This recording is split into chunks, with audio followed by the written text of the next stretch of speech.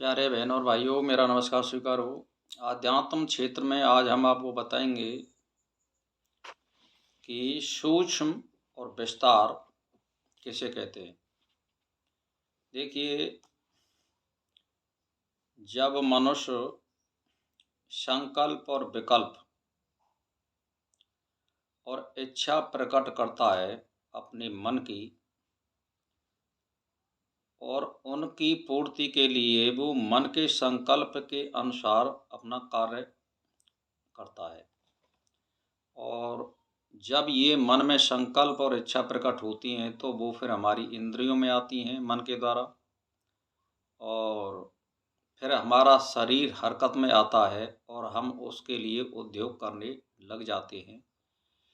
तो कोई शुभ कर्म के द्वारा आत्मा का विस्तार करता है, अर्थात जैसे योग विद्या का आलम्बन लेकर के और धर्म की वृद्धि करना, शास्त्रों का अध्ययन करना, भगवान का चिंतन करना, तो ये मन के संकल्प के द्वारा ग्रंथों का श्रवण करना, ये मन के संकल्प के द्वारा विस्तार है। और एक विस्तार अशुभ कर्मों का होता है। जैसे मान के चलिए, मैं संकल्प कर रहा हूँ कि मैं धनवान बनूँ, मैं पैसे वाला बनूँ, हवाई जहाज़ खरीदूँ, मोटर गाड़ी खरीदूँ, बढ़िया मकान बनाऊँ, यानी भोग करने की इच्छा। अब उसकी पूर्ति उसमें होती नहीं है, यानी उसकी सामर्थ्य बहुत थोड़ी है, साइकिल खरीदने की भी नहीं है और वो हवाई जहाज़ के सपने देख रहा है। तो वो क्या करेगा, फिर अनर्थ के द्वारा धन का संचालन करने के लिए अपने मन में बुरी बातों का समावेश पैदा करेगा। तो उसके लिए क्या है कि देखिए, जैसे मान के चलिए आपने कोई व्यापार कर रहे हैं तो उसमें ज़्यादा बेईमानी करोगे, अगर किसी सरकारी पद पे हैं तो उसका दुरुपयोग करोगे, और अगर आप किसी धर्म की जगह पर पहुंच गए और माँ भी फिर मन विकार में संकल्प कर रहा है तो माँ भी आप अनाचार करोगे। तो ये जो है दो तरह के विस्तार होते हैं आत्मा के, इनके द्वारा वो इच्छा की पूर्ति करता है, शुभ कर्मों द्वारा और अशुभ कर्मों द्वारा। शुभ कर्म करने वाले को अच्छी गति मिलती है, आगे भविष्य उसका सुधरता है, भाग बनता है, और अशुभ करने से इस जीवन के कर्म बिगड़ जाते हैं, अगले जीवन का कर्म भी बिगड़ जाता है।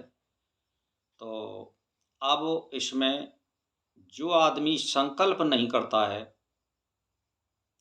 और इच्छाओं से रहित होना चाहता है, उसको यानी आप अणु या क्षण मात्र कह लीजिए, यानी ये विस्तार हो गया। अब ये क्षण यानी जीरो में आ जाना, यानी संकल्प नहीं करना, इच्छाओं को प्रकट नहीं करना, मतलब आप बिल्कुल सूक्ष्म रूप में आ गए। अब सूक्ष्म रूप का मतलब, जब आप इच्छा प्रकट नहीं कर रहे हैं, कोई संकल्प नहीं कर रहे हैं और मन के विकार आपने खत्म कर दिए हैं और शुभ कर्मों की ओर बढ़ रहे हैं और परमात्मा का केवल ध्यान और चिंतन कर रहे हैं, तो बस फिर आप सूक्ष्म रूप की ओर जा रहे हैं और इसी को मुक्ति कहते हैं। तो इसमें ज़्यादा कोई क्रिया करने की ज़रूरत नहीं है, और कलयुग में तो एक ही जन्म में अगर कोई करना चाहे तो सब कुछ त्यागने को अगर वो तैयार है तो एक ही जन्म में मुक्ति होना संभव है।